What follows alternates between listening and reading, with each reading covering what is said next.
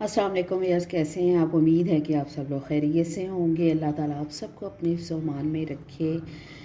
तो आज मैंने बनाया था देसी घी, और ये जो आपको एक पेड़ा सा नज़र आ रहा है पड़ा हुआ, ये जब हम मक्खन को पकाते हैं तो वो नीचे से जो छाछ होती है उसका वो ड्राई होके खुश्क होके तो वो जो निकलता है वो मैंने ये रखा हुआ है। और इसके साथ इसको भी मैं ज़ाया नहीं करती, मेरे बच्चे तो गरम गरम ऐसे भी खा लेते हैं। इसके अंदर चीनी डाल के अगर खा लें ना तो बहुत मज़े की लगती है। तो मैंने कहा मैं इसका लड्डू बनाती हूँ आज। बेसन के लड्डू भी बहुत मज़े के बनते हैं इसके साथ। तो अपने व्यूअर्स के साथ भी मैंने कहा मैं शेयर करूँ। तो चलें स्टार्ट करते हैं बनाना। अच्छा, ये तकरीबन मैंने 5 ये चम्मच जो है ना, ये इस साइज़ में मैंने 5 चम्मच लिए हैं बेसन के। और मैंने पैन में डाला है और इसको ना बेसन को मैं अच्छे से भून लूँगी। अच्छा, बेसन के अंदर हमने कोई ऑयल वगैरह अभी यूज़ नहीं करना, और इसको बिल्कुल धीमी आंच पे हमने इसको इस तरह से भूनना है ताकि ये काला ना हो। और बस इतना ही भूनना है कि इसमें से खुशबू आने लग जाए और इसका जो कच्चापन है ना बेसन का वो ख़त्म हो जाए। अच्छा, ये ना अच्छे से भुन गया, इसके अंदर से खुशबू आने लग गई है। और अगर आप चाहें तो भुने हुए चने जो हैं ना वो भी पीस के इस्तेमाल कर सकते हैं। उसको तो फिर भूनने की ज़रूरत नहीं होती ज़्यादा, लेकिन अगर आप बेसन यूज़ कर रहे हैं तो उसको फिर आप अच्छे से भून लें। अब आपने करना क्या है कि इसको हमने जो हमारा लेफ़्ट ओवर था मलाई के अंदर से निकला था उसको हमने इसके अंदर रख लेना है और इसको अच्छे से हमने इसके अंदर मिक्स कर लेना है। मैंने असल में सुबह बनाई थी इसलिए ये पड़ा पड़ा जम गया, क्योंकि इसके अंदर घी मौजूद होता है, देसी घी। तो ये पड़ा पड़ा ज़रा सख्त हो गया। अदरवाइज़ अगर आप फ़ौरन से बना लें तो फिर आपको ज़्यादा इस मेल्ट करने की भी ज़रूरत नहीं होती इसको।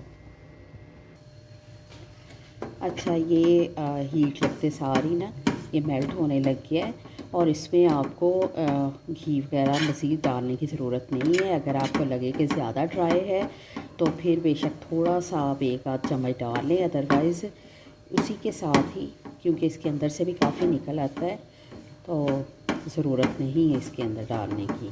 अच्छा, ये ना मेल्ट हो गया है। अब इसके अंदर मैं क्या करूँगी कि जितना हमने बेसन लिया है ना 5 चम्मच, उतनी ही हमने इसमें पिसी हुई चीनी डाल देनी है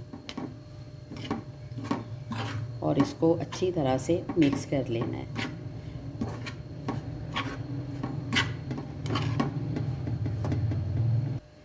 अच्छा, मुझे ना थोड़ा सा ड्राई लग रहा था तो मैंने ना इसमें 1 चम्मच सिर्फ जो है ना देसी घी का मज़ीद डाल दिया।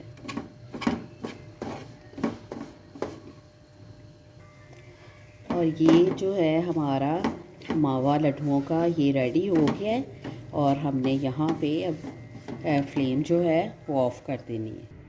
अच्छा, ये पैन में से मैंने निकाल लिया इसको, और ये जो है इसको हमने गरम गरम ही इसके लड्डू बना लेने हैं। बहुत ज़्यादा ठंडा नहीं करना और बहुत ज़्यादा गर्म से भी नहीं बनेंगे ज़ाहिर है, लेकिन ये है कि ठंडा होने से पहले पहले ही हमने इसको जो है लड्डुओं की शेप दे देनी है।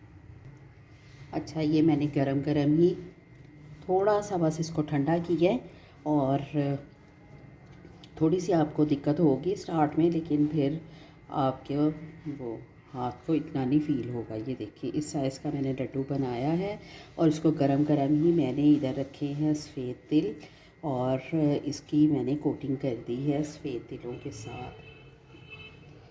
ये देखें, इसको मैंने सफ़ेद तिल लगा दिए। इस तरह से करके हमने साथ ही जैसे ही हमने लड्डू बनाना है उसके साथ ही हमने फ़ौरन से इसको तिलों में डिप कर लेना है, और ताकि फ़ौरन से कोटिंग हो जाए इसकी। अब यकीन करेंगे ये इतने मज़े के और इतने सॉफ्ट बनते हैं कि फ़ौरन मुंह में पानी आ जाता है इसको देख के। दिल करता है फ़ौरन से खा लें, और बहुत ही इसका क्रिस्पी टेस्ट है। तो ये थी मेरी आज की रेसिपी। उम्मीद है कि आपको पसंद आई होगी। अब नेक्स्ट टाइम आपने कभी भी पनीर का वो जो नीचे जला हुआ बैठा होता है ब्राउन कलर का, उसको ज़ाया नहीं करना। उससे आप बहुत मज़े के बना सकते हैं। ये देखें, मैंने सिर्फ 4-5 चम्मच बेसन लिया है और उतनी ही मैंने चीनी ऐड की है और ये तकरीबन 8 जो हैं हमारे लड्डू ये तैयार हो गए हैं। कमेंट्स में ज़रूर बताइएगा कि आपको मेरी ये रेसिपी कैसी लगी। लाइक और शेयर करना ना भूलें और जिन दोस्तों ने अभी सब्सक्राइब नहीं किया वो सब्सक्राइब कर दें। कल हम इंशाअल्लाह एक नई रेसिपी के साथ मिलेंगे। दुआओं में याद रखें। अल्लाह हाफ़िज़।